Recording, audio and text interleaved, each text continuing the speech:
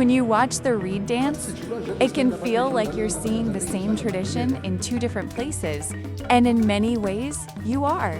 Among the Zulu people of South Africa, it is called Umkhosi Umalanga. In Eswatini, it is known as Umlanga.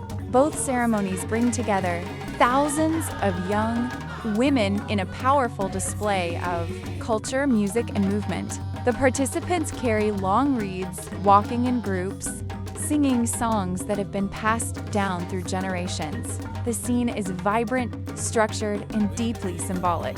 But what connects these two celebrations goes beyond appearance.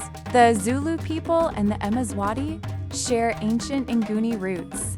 Over time, their languages, customs, and cultural expressions developed along similar lines. That shared history is still visible today in ceremonies like the reed dance.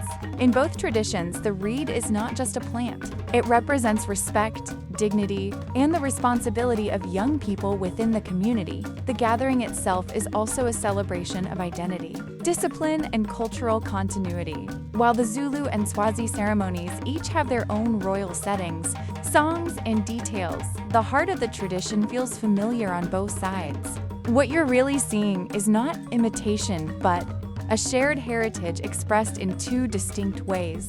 Still alive, still evolving, and still deeply meaningful to the people who practice it.